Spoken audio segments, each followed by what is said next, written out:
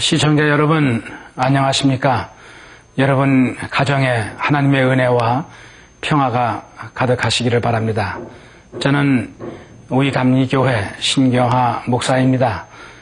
가정의 달을 맞이하면서 성서 속에 나타난 기독교와 가정이라고 하는 주제를 가지고 앞으로 2회에 걸쳐서 말씀의 은혜를 나누고자 합니다. 오늘은 성서 속에 나타난 아내의 모습, 그리고 남편의 모습, 자녀의 모습을 통해서 은혜를 나누고자 합니다. 그러면 이제 본문 말씀을 찾아 읽도록 하겠습니다.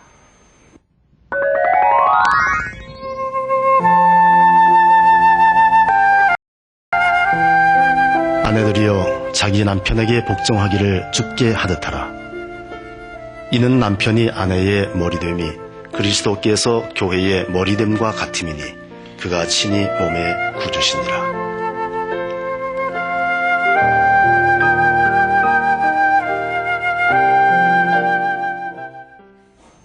가정은 하나님께서 에덴 동산에서 만드신 최초의 인간 조직입니다. 성경에서는 하나님께서 인간을 위해서 만들어주신 기관을 세 가지로 말씀하고 있습니다. 첫째는 에덴 동산에서 하나님이 직접 만들어주신 가정과, 둘째는 타락한 인간을 위한 예수 그리스도의 몸된 교회와, 그리고 셋째는 구원받은 인류를 위해서 준비하신 천국이 있습니다. 그러므로 교회, 그리고 가정, 천국, 이 세 기관은 서로 상통되는 관계에 있을 뿐만 아니라 하나님의 세계의 근본이 되는 것들이기도 합니다. 이 세 가지 기관은 서로 분리되어 있지 않은 것으로 가정이 곧 교회가 되고 또 교회가 천국의 모델이 되는 것입니다. 가정은 하나님이 우리에게 주신 최대의 선물입니다. 그런데 여러분, 가정이라고 하는 것이 무엇입니까? 제가 목회 현장에서 많은 사람들에게 세례문답을 하면서 물어보는 것이 있습니다. 가정이 무엇입니까? 가정에 대한 정의를 말해보시오. 그렇게 묻게 되면 대부분의 문답자들이 머뭇거리면서 바른 대답을 하지를 못하는 것을 보았습니다. 어느 시인이 가정의 의의에 대해서 다음과 같이 정의해 주었습니다. 가정이란 아무리 사진들이 벽에 걸려서 빛날지라도 사면의 벽만 가지고는 가정이라고 말할 수 없다. 거기에는 벽난로가 쌓은 성소를 채우는 애정의 부름이 있어야 한다. 가정이란 사랑하는 이가 있어야 한다. 가정이란 지붕과 방들만이 아니라 거기에는 사랑할 것이 있어야 한다. 거기에서는 우리의 마음에 꽃 피고 우리를 즐겁게 해주는 입술이 있어야 한다. 우리는 맞아주는 자도 없고 우리를 맞아들이는 자가 없으면 그게 무슨 가정인가? 가정이란 우리가 사랑하는 자가 있어야 한다고 했습니다. 우리는 이 가정을 아름답게 가꾸고 그리고 지켜야 할 책임이 있습니다. 화려하지 않지만은 소박하게 차려진 식탁 주위에 오손도손 둘러앉아서 웃음꽃을 피우면서 사랑을 나누는 가족의 모습, 저녁이면 온 가족이 둘러앉아서 두 손 모아 기도하며 또 찬송하는 경건한 모습, 이런 모습 속에서 우리는 진정한 기독교 가정의 모습을 발견할 수가 있을 것입니다. 그러나 여러분, 우리의 현실이 어떻습니까? 결론적으로 우리의 가정은 괴멸 일보 직전까지 와 있지 않습니까? 어떤 사람은 이렇게 이야기하고 있습니다. 이제 우리에게 스위트 홈은 사라졌다. 다만 하우스만 남았을 뿐이다. 오늘 우리에게 있어서 가정은 음식을 값싸게 먹을 수가 있고 또 와이셔츠를 갈아입는 편리한 휴게소일 뿐이다 라고 하는 말을 해주었습니다. 여러분, 참으로 안타까운 이야기가 아닙니까? 20세기 말은 흔히들 탈가족시대라고 말합니다. 가정의 기초를 구원의 근간으로 삼고 가정의 성립을 하나님의 섭리로 받아들이고 있는 우리 기독교의 관점에서 본다고 하면 이는 진정한 가정의 가장이신 하나님 아버지로부터 이탈하는 파멸적인 행태라고 아니할 수가 없을 것입니다. 도덕의 파괴, 간통, 또 낙태, 불임수술, 청소년 비행, 성범죄, 이혼 등 이 모든 것들은 마치 가정을 교살하기 위하여 꼬아진 밧줄의 여러 가닥들과도 같습니다. 자동차왕 헨리 포드는 기업에 성공한 뒤에 처음으로 자기 주택을 지었습니다. 자기가 농부의 아들로 어렸을 때 뛰어놀던 밭 한가운데 지은 작은 집이었습니다. 그러나 헨리 포드의 주택으로서는 너무나 초라하기 때문에 초대받았던 회사의 직원들이 이렇게 말했습니다. 사장님, 사장님의 저택답게 다시 새롭게 건축하면 어떻겠습니까? 여러분, 그때 포도가 이렇게 대답을 했습니다. 건물을 세우는 것이 문제가 아닐세 그 속에 가정을 세우는 것이 문제지. 사랑과 따뜻한 정이 꽃피는 가정이 수립된다고 하면 건물 같은 것은 문제가 될 수가 없다고 하는 것입니다. 오늘날 우리의 삶에 있어서 가장 불행한 일 하나를 찾으라고 한다고 하면 그것은 곧 가정 속에서 사랑과 그리고 행복의 만족을 얻지 못하고 있다고 하는 사실입니다. 어떤 화가가 이 세상에서 가장 아름다운 그림을 그려보고 싶었습니다. 어느 날 그는 그림의 소재를 찾아서 길을 떠났다고 합니다. 그는 훌륭한 어느 저택의 문 앞에 서 있는 어떤 신혼 부부를 만났습니다. 화가는 그 신부에게 이 세상에서 제일 아름다운 것이 무엇입니까? 하고 물었습니다. 그때 그 신부는 얼굴을 붉히면서 그거야 사랑이 아닙니까? 하고 말했습니다. 화가는 즉시 그 신부의 아름다운 얼굴과 그 얼굴에 빛나는 사랑을 그렸습니다. 그러나 그 화가는 아직도 마음에 만족함이 없었습니다. 그리고 그는 다음에 전쟁에서 돌아오는 피곤에 지친 군인을 만났습니다. 그의 얼굴은 상처로 덮이었고 그의 전신은 기력을 잃고 있었습니다. 화가는 그 군인에게 이 세상에서 제일 아름다운 것이 무엇입니까? 라고 또 물었습니다. 군인은 이 화가의 물음에 지체하지 아니하고 평화가 세상에서 제일 아름다운 것이다라고 말했습니다. 화가는 무서운 싸움터가 변해서 누렇게 익은 곡식이 덮이고 농부들이 노래를 부르면서 추수하는 장면을 기억해 보았습니다. 참으로 아름다운 생각이 들었습니다. 그래서 그는 붓을 들어 그림을 그려보았습니다. 그러나 그는 아직도 그가 이상한 아름다운 그림을 그곳에서 찾지를 못했습니다. 결국 실망한 화가는 그의 집으로 돌아와야만 했습니다.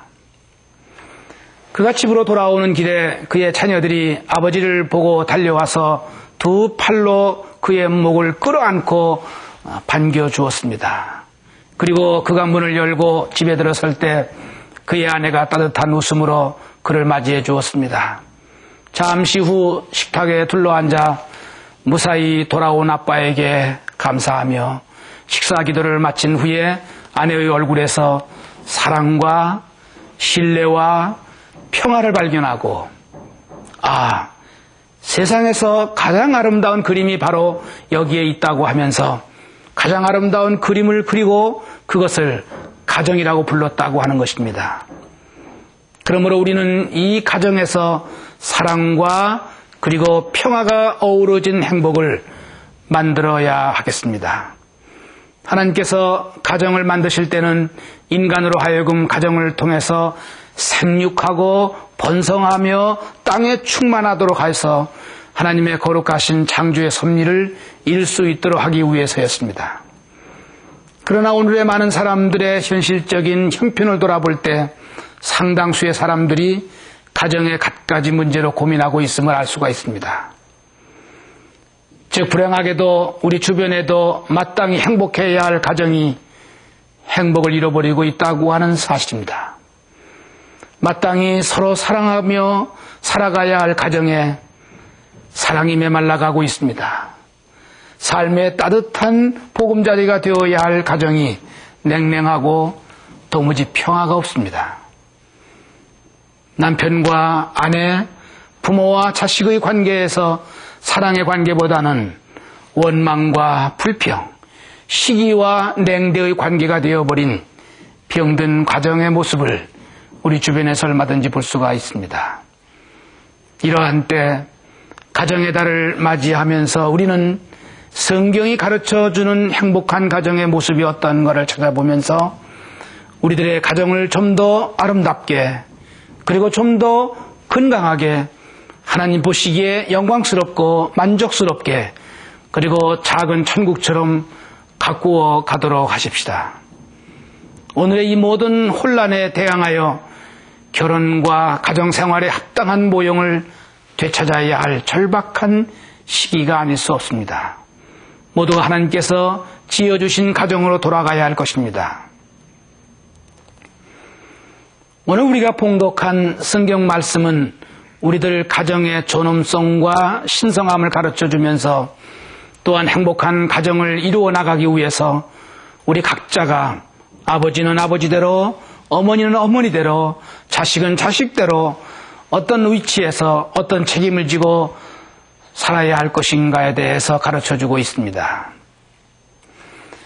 에베소 6장 1절 말씀은 부모에 대한 자녀의 태도에 대해서 가르쳐주고 6장 4절 말씀은 자녀에 대한 부모의 책임에 대해서 말씀하고 있습니다. 여러분, 가정의 달을 맞이하면서 본문의 말씀을 중심으로 하여 행복한 가정, 건강한 가정을 이루기 위해서 어떻게 자녀를 사랑하고 이상적으로 키울 것인가를 함께 고민하며 또 살펴보고자 합니다. 가정의 달을 맞이하면서 본문의 말씀을 중심해서 행복한 가정, 또 건강한 가정을 이루기 위해서 어떻게 자녀를 사랑하고 이상적으로 키울 것인가를 함께 고민하며 살펴보고자 합니다. 가정은 인류 사회의 가장 기본적인 단위입니다. 우리 가정이 무너지면 이 사회를 비롯한 모든 것들도 가정과 함께 무너지고 말 것입니다. 성경은 과연 어떻게 가르치고 있는지 가족 구성원 각자가 돌아가야 할 제 위치가 무엇인지를 살펴보도록 하겠습니다. 그러면 먼저 성경 속에 나타난 아내의 모습을 살펴보도록 하겠습니다.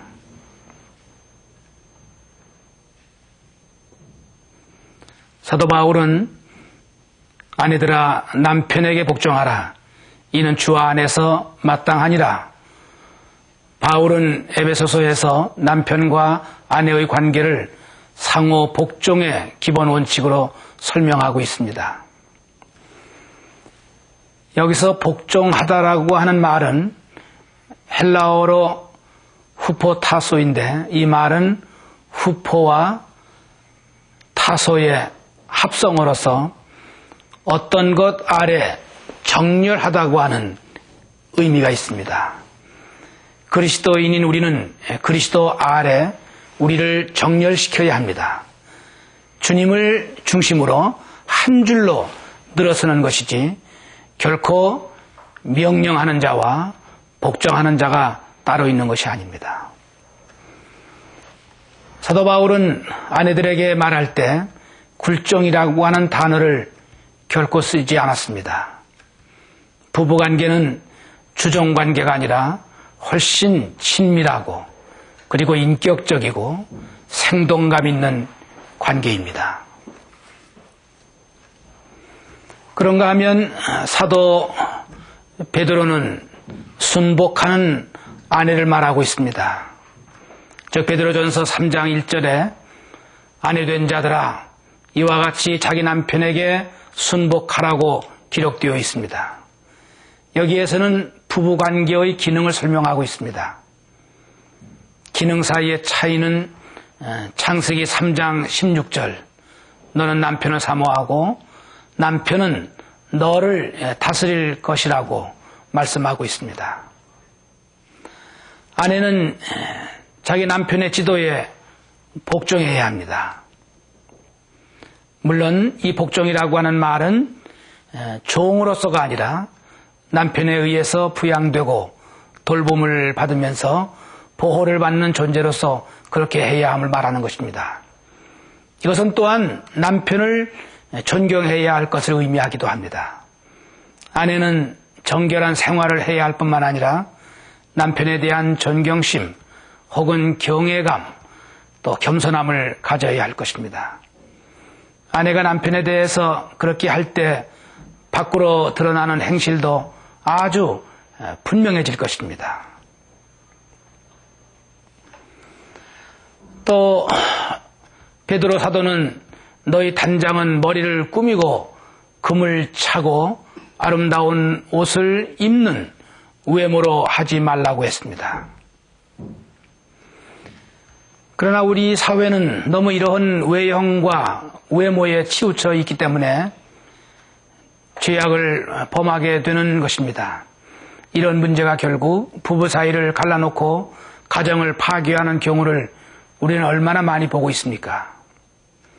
그리고 사도 베드로는 계속 이어서 여자가 외부적인 것에만 흥미를 갖는 대신 마음에 숨은 사람에 관심을 가져야 한다고 그런 말씀하고 있습니다. 이것은 곧 겉사람을 위하여 애쓰지를 말고 속사람을 위하여 주의를 집중하라고 하는 뜻입니다. 이것은 비단 우리의 어떤 외모에 무관심하라고 하는 뜻이 아니라 아내의 진정한 아름다움은 내적인 신앙심과 또 부드럽고 조용한 마음에서 우러나오는 것이어야 한다고 하는 것을 가르치는 말씀이기도 합니다. 여러분, 남편들이 자기 아내로부터 정 떨어지는 소리가 뭐냐고 물어보면 아내의 잔소리라고 하였습니다.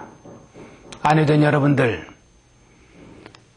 여러분의 가정에서 잔소리가 많을 때 남편들이 결코 좋아하지 않습니다. 왜냐하면 잔소리에는 생명이 없기 때문입니다. 잔소리는 사망의 언어입니다. 어느 목회자에게 중년 부인이 결혼생활 25년이 지나도록 부부가 함께 살면서도 가정에 평화가 없고 문제가 많다고 어떻게 하면 좋으냐고 상담을 요청했습니다. 그때 목사님이 물었습니다. 자매님, 남편을 사랑하십니까? 그때 그 부인은 자신 있게 그러며 사랑하지요라고 하는 것이었습니다. 그래서 그러면 자매님 사랑한다고 남편에게 말씀해 보셨습니까? 하고 물었더니 그 부인의 대답이 결혼식 때 서약을 하면서 사랑하겠습니까? 하고 물었을 때 네 하고 대답한 것밖에는 기억이 없다고 하는 것이었습니다. 그때 그 목사님이 이런 제안을 했습니다. 자매님, 바로 오늘 기도하시고 힘을 내서 당신의 남편이 돌아오면 여보, 사랑해요. 얼마나 힘드셨어요? 하고 사랑의 언어를 사용해 보십시오. 부탁을 했습니다. 그런데 다음날 들은 이야기인데 목사님의 말씀 따라 여보, 사랑해요 했더니 남편이 하는 말인즉 당신 미쳤어 하더라는 것입니다. 참으로 재미없고 답답하고 힘없는 것이 남편들입니다. 마음은 변함이 없습니다. 물론 마음은 좋습니다. 그런데 그 마음을 생활 속에 표현하지 못하는 것, 이것이 참으로 결정적인 우리의 약점입니다.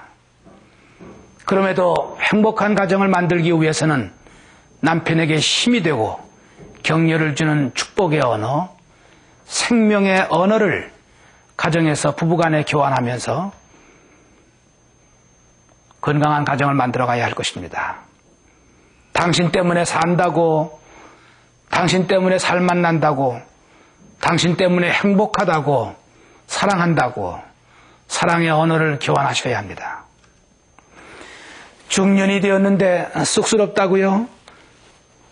더욱 필요합니다. 사도 바울은 에베소 4장에서 선한 말을 하여 듣는 자에게 은혜를 끼치게 하라고 했습니다. 여기서 선한 말이라고 하는 말은 상대방에게 힘이 되는 말을 말하는 것입니다. 여러분의 가정에 사랑의 언어가 가득 찰 때 건강한 가정, 행복한 부부가 될 것입니다. 또한 잠언 31장에서는 부지런한 아내의 모습을 소개해주고 있습니다.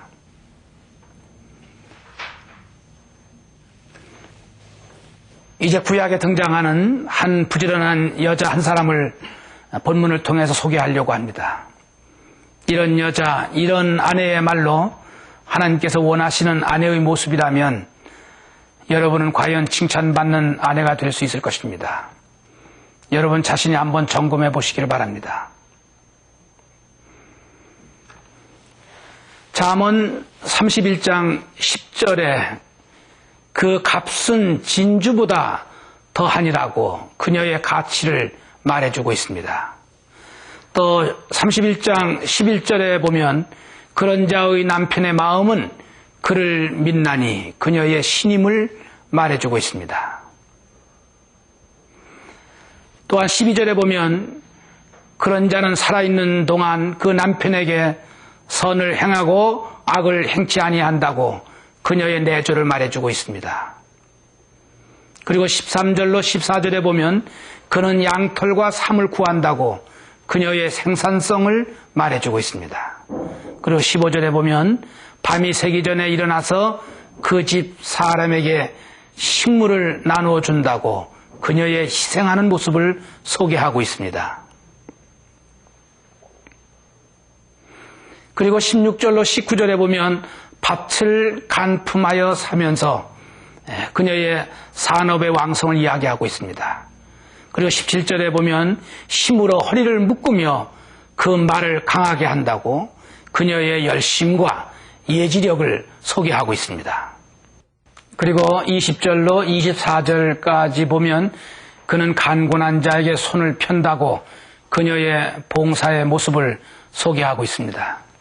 그리고 27절로 28절까지 보면 그 집안 일을 보살피고 게을리 얻은 양식을 먹지 아니한다고 그녀의 결실을 소개해주고 있습니다. 다시 한번 아내의 모형을 정리한다고 하면 10절에 아내의 가치, 그리고 11절에 그녀의 신임, 그리고 12절에 그녀의 내조, 그리고 13절로 14절 사이에 그녀의 생산성, 그리고 15절에 그녀의 희생, 그리고 17절에 그녀의 열심과 예지력, 그리고 20절로 24절까지의 그녀의 봉사, 그리고 마지막 27절로 28절 사이에 그녀의 결실을 소개하고 있습니다. 이 모습이 바로 현숙한 여인의 모습이라고 볼 수가 있겠습니다. 이런 아내라면 참으로 건강한 가정, 또 사랑과 평화가 깃든 행복을 만드는 어진 아내가 될 것입니다. 저는 가끔 결혼식 주례를 하면서 새 가정을 이루어가는 신랑 신부들에게 남편을 향한, 그리고 아내가 남편을 향한 사랑의 기술을 다음과 같이 권면해주고 있습니다. 첫째는 자기 자신과 가정을 아름답게 꾸밀 줄 아는 재치와 근면성을 기르라고 하는 것입니다. 두 번째는 음식 준비에 정성을 기울이고 남편의 식성에 유의하라고 하는 것입니다. 셋째는 혼자만 말하지 말라는 것입니다. 남편에게 말할 기회를 주지 않음으로 인해서 부부들 간에 충돌하는 경우가 의외로 많다는 것입니다. 넷째는 남들 앞에서 남편의 결점을 늘어놓거나 지나친 자랑을 하지 말라는 것입니다. 다섯째는 남편에게 따져야 할 말이 있을 때는 그의 기분 상태를 참작해야 한다는 것입니다. 여섯째는 남편에게는 혼자만의 정신적 휴식 시간을 갖고 싶어하는 심리가 있음을 잊지 말라는 것입니다. 일곱 번째는 중요한 집안일을 결정할 때는 남편의 뜻에 따르라는 것입니다. 그리고 여덟 번째는 남편의 수입에 맞춰서 절도 있는 살림을 꾸려나가도록 하라는 것입니다. 그리고 아홉 번째는 모든 일에 참을성을 가지라는 것입니다.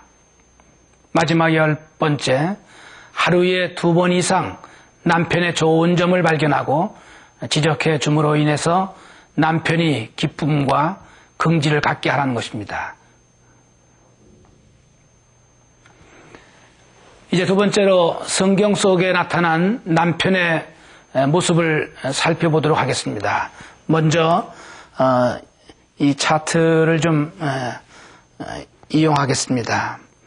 에베소 5장 25절 말씀 가운데 남편의 의무, 그리고 베드로전서 3장 7절 말씀에 사랑의 방법, 그리고 에베소 5장 25절로 30절에 남편의 자세, 즉 희생과 성결과 돌봄, 그리고 마지막 바람직한 남편의 모습을 한번 찾아보도록 하겠습니다. 그러면 남편의 의무를 먼저 살펴보겠습니다. 남편에 대한 바울의 교훈은 에베소 5장 25절에 다음과 같이 요약이 되어 있습니다. 남편들아, 아내를 사랑하라. 바울이 여기서 사랑의 의미로 쓴 헬라어는 아가파오인데 이것은 사랑을 표현하는 말 가운데 가장 강력한 뜻이 담겨 있습니다. 물론 남편으로서의 권위도 있어야 하고 지도자로서의 위치도 있어야 합니다마는, 그러나 25절에서는 남편들아 아내를 다스리라, 남편들아 아내를 복종시켜라, 남편들아 아내에게 명령하라, 이렇게 말씀하시지 않았습니다. 오히려 바울은 남편들아 너희 아내를 사랑하라고 말합니다. 25절에서 바울은 남편이 아내를 사랑하는 방법에 대해서 중요한 모형을 제시하고 있습니다. 그리스도께서 교회를 사랑하시듯 하라. 여러분, 그리스도께서 교회를 어떻게 사랑하셨습니까?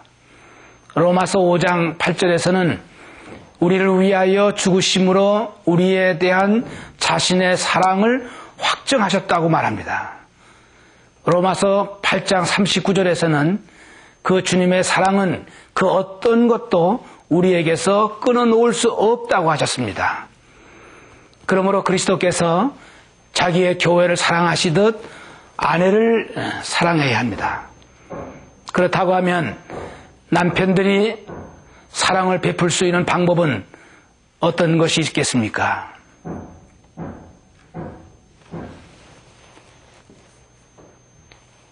베드로전서 3장 7절에 보면 사랑의 방법에 대해서 이야기하고 있습니다. 그것은 무엇보다도 이해와 관심입니다.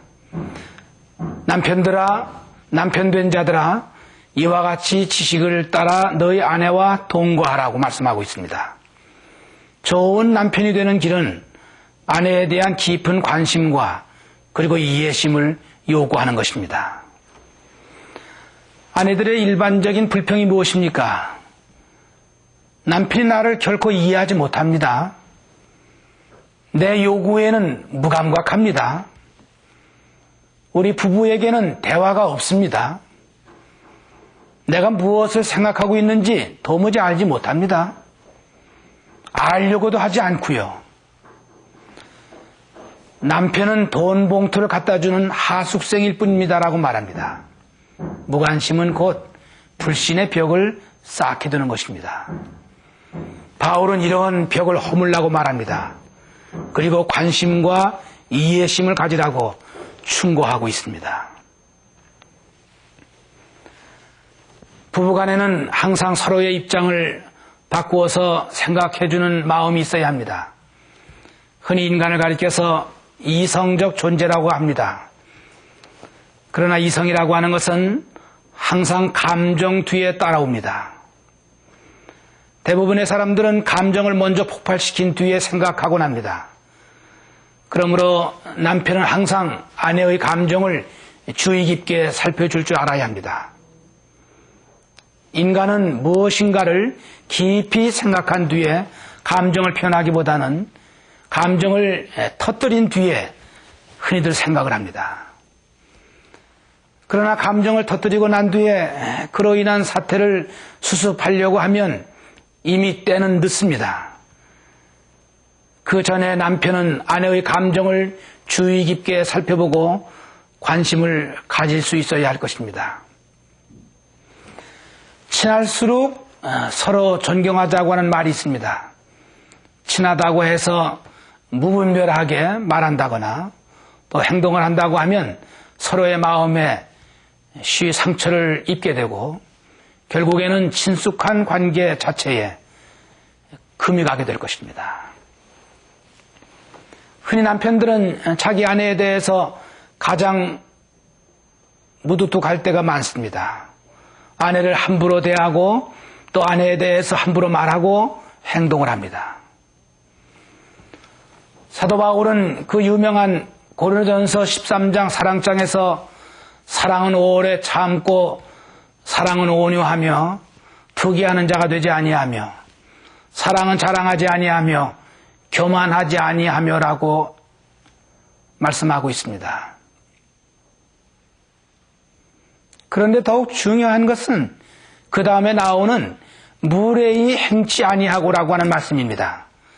남편은 아내에게 무례히 행하는 일이 없어야 할 것입니다. 저는 앞에서도 말씀드린 대로 종종 결혼 주례를 할 때마다 행복한 부부 생활을 기원하면서 신랑 신부들에게 사랑의 기술 10가지를 말씀드립니다. 아내에 대해서 남편의 도리 10가지입니다. 첫째는 결혼 전과 신혼 초에 보였던 관심과 사랑이 계속 변치 않도록 노력하라는 것입니다. 매일매일 새 가정을 이루라는 것입니다. 그리고 둘째는 결혼 기념일과 아내의 생일을 잊지 말라는 것입니다. 셋째는 평소 아내의 옷차림과 외모에 대해서 관심을 보이라는 것입니다. 남편은 아내의 사랑스러움을 가꾸는 정원사라고 하는 것을 남편들은 알아야 합니다. 그리고 아내가 만든 음식에 대해서 말이나 행동으로 감사를 표시해 주어야 할 것입니다. 다섯 번째는 모든 일을 아내와 의논하고 결정하는 습관을 기르라고 하는 것입니다. 결혼의 행복이라고 하는 것은 부부간의 사랑보다도 평소에 부부가 얼마나 많은 대화를 나누는가에 달려 있습니다. 여섯째는 아내의 마음에 상처를 주는 농담이나 행동을 삼가해야 할 것입니다. 아내의 그 어떤 약점도 함부로 말해서는 안 될 것입니다. 일곱 번째는 가정 불화가 있을 때 남편은 한 걸음 아내에게 양보를 하라는 것입니다. 아내의 매력이 사랑스러움이라고 하면 남편의 매력은 너그러움이 아니겠습니까?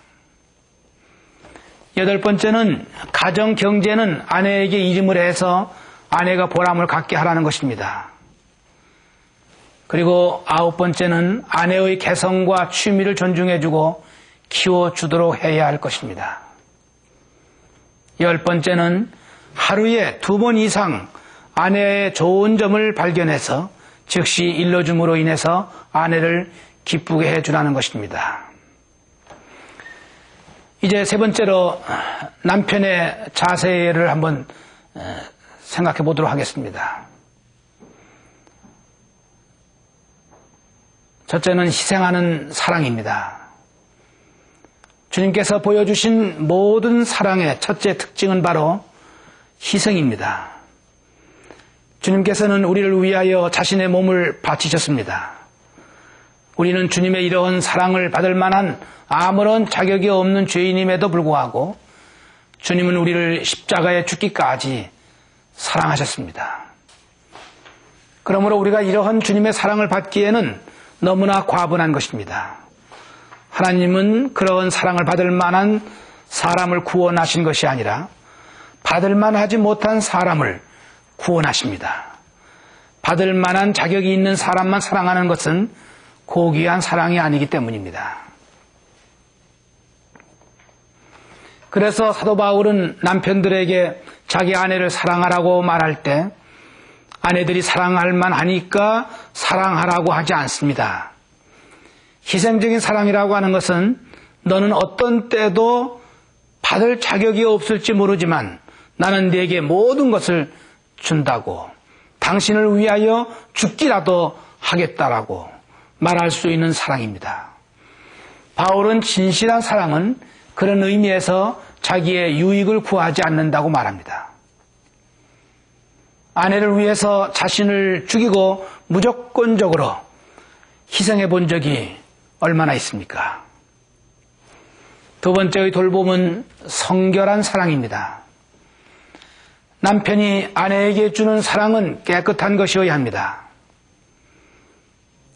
예수님께서 자신을 교회에게 주신 것은 물로 씻어 말씀으로 깨끗하게 하사 거룩하게 하시고 자기 앞에 영광스러운 교회를 세우사, 이것은 물론 아내에게 대한 깨끗하고 순수한 사랑을 의미하고 있는 것입니다. 그것은 육체적인 것과 그리고 정신적인 것을 다 포함하는 것입니다. 셋째는 돌보는 사랑입니다. 사도 바울은 28절에서 이와 같이 남편들도 자기 아내 사랑하기를 제 몸같이 할지니 자기 아내를 사랑하는 자는 자기를 사랑하는 것이다라고 말했습니다. 요즘 현대인들은 자신의 몸을 위해서 얼마나 많은 관심을 기울이는지요.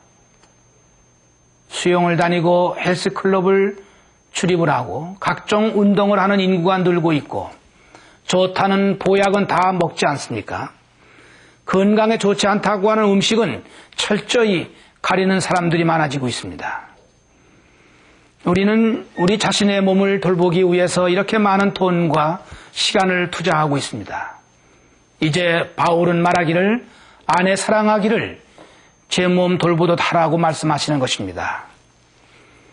남편은 부양자요, 후원자요, 보호자라고 하는 사실을 잊지 마셔야 할 것입니다. 남편들은 그리스도께서 교회를 돌보시는 것을 본받아서 마치 자신의 몸을 돌보듯 아내를 돌보아야 할 것입니다. 그럼 이제 마지막으로 성경 속의 자녀의 모습을 찾아보도록 하겠습니다.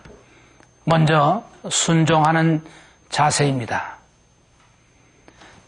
차트에 보면은 에베소 6장 1절에 순종하는 자세, 또 에베소 6장 2절로 3절 말씀 가운데 공경하는 자세, 그리고 잠언 1장 8절로 청종하는 자세를 통해서 함께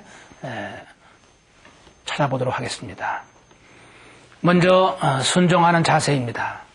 에베소 6장 1절로 3절은 성경 가운데 자녀에게 주어진 유일한 명령입니다. 자녀들아 너희 부모를 주 안에서 순종하라고 했습니다. 여기서 자녀라고 하는 말은 타테크나라고 하는 말인데 이 말은 아기들을 의미하는 것이 아니라 부모의 통제하에 있는 자손들이라고 하는 뜻입니다. 그 가정에 살면서 자기 자신을 그 가족의 자녀로 생각하는 사람은 나이에 관계없이 그 부모에게 순종하고 또 부모를 존경해야 합니다. 즉 아직 부모의 슬하에 있거나 혹은 부모에게 부양되는 사람은 누구나 부모에게 복종해야 한다는 것입니다. 순종하다라고 하는 말은 헬라어 단어로 후파쿠오를 번역한 것인데 이것은 아쿠어라고 하는 동사와 후포라고 하는 전치사의 합성어입니다. 그러므로 성령께서는 자녀들아 내 부모의 권위 아래 있으며 그 말을 청정하라고 말씀하십니다. 순종한다고 하는 말은 고분고분히 말을 듣는 것뿐만 아니라 부모님의 마음을 미리 알아서 부모님의 마음에 합당한 행동을 한다고 하는 것을 의미합니다. 자녀들은 부모에게 하고 싶은 이야기를 다 합니다.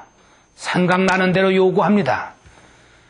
그러나 연로한 부모님들은 자식에게 하고 싶은 이야기가 있어도 혹시나 자식의 마음을 상하게 할까봐 망설이고 웬만한 것은 참습니다.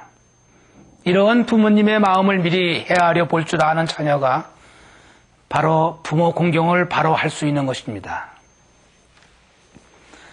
요즘 부모들은 자녀들의 인격을 존중해 준다고 하는 의미에서 자녀들이 하고자 하는 대로 그대로 내버려 두는 경우도 많습니다.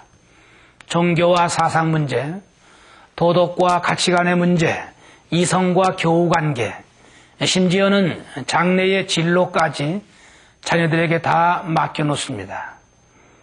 자신들의 견해에 따라서 선택해야 할 권리가 있다고 말합니다. 그런데 성경은 정반대로 가르쳐주고 있습니다. 자녀들은 부모의 권위를 존중하고 그 가르침을 경청해야 한다고 말해주고 있습니다. 심지어는 순종하지 않을 때 필요에 따라 엄하게 직무함으로써 순종해야 한다고 하는 것을 알게 해주어야 한다는 것입니다. 이것이 성경에 나타난 하나님의 계획입니다. 두 번째는 공경하는 자세입니다. 바울은 에베소 6장 2절에서 내 아버지와 어머니를 공경하라고 말합니다. 이것은 일생 동안 해야 할 일입니다. 출애굽기 20장의 10계명을 기억하십니까? 1계명서부터 4계명까지는 하나님과의 관계를 명령하시고요. 5번째부터 10계명까지는 사람과의 관계를 말씀하시는 계명인데 그 사람과의 관계 속에서 첫 번째 계명은 내 아버지와 어머니를 공경하라는 것입니다. 이것이 약속 있는 첫 계명이니 이는 내가 잘되고 땅에서 장수하리라는 것입니다. 하나님께서는 자녀가 그의 부모를 공경해야 하는 문제에 대해서 아주 엄격하게 말씀하고 있습니다. 부모를 공경하라고 하시는 말씀 중에 공경한다고 하는 말은 히브리어 단어로 카벨이라고 하는 말인데 사전을 찾아보면 깊은 뜻이 있습니다. 첫째는 존경하라, 둘째는 순종하라, 세 번째는 기쁘게 하라고 하는 의미가 내포되어 있습니다. 구약성서 출애굽기 21장 15절에는 자기 아비나 어미를 치는 자는 반드시 죽일지니라고, 그리고 17절에서는 그 아비나 어미를 저주하는 자는 반드시 죽일지니라고 말씀하셨습니다. 놀라운 말씀입니다. 더욱이 요즘처럼 부모의 권위가 땅에 떨어진 세태에서 깊이 의미해야 할 말씀이라고 생각이 됩니다. 이스라엘 백성들은 자녀들이 어릴 때부터 순종하도록 부모를 공경하도록 가르쳤습니다. 그들은 숱한 고난의 역사 속에서 민족성을 잃지 아니하고 지금도 무시 못할 아주 강한 민족으로 살아남을 수 있었던 원동력이 무엇입니까?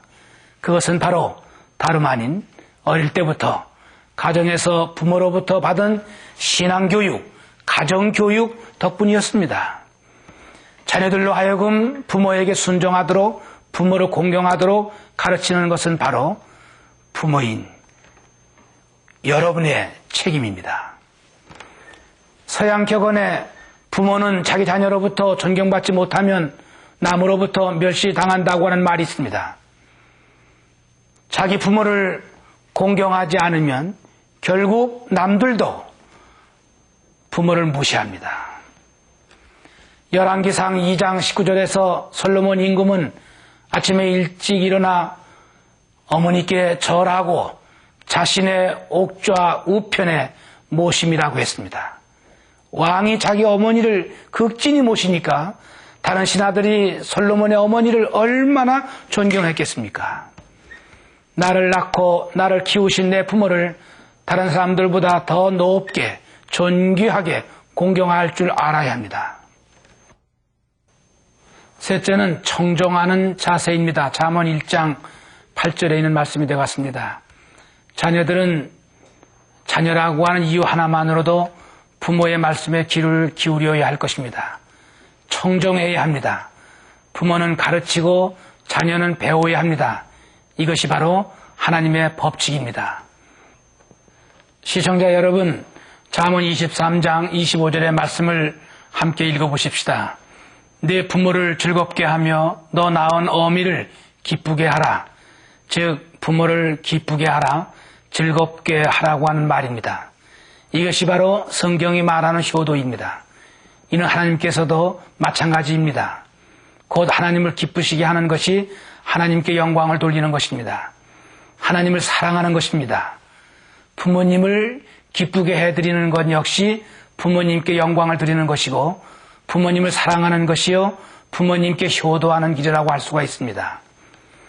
부모님께 좋은 옷을 한 벌 해드리는 것이라거나 드시고 싶은 음식을 잘 해드리는 것, 이런 것만이 부모님을 기쁘게 하는 것이 아닙니다. 여러분, 어느 때 부모님들이 더 기뻐하십니까? 자녀 하나하나가 하나님의 뜻에 알맞게 자기의 이상을 세우고 그 이상을 향해서 하루하루를 성실하게 노력하면서 살아나갈 때 그 자식을 바라보는 부모님의 마음속에는 기쁨이 있습니다. 즐거움이 있습니다. 이 기쁨과 이 즐거움을 부모님께 드릴 수 있어야 합니다.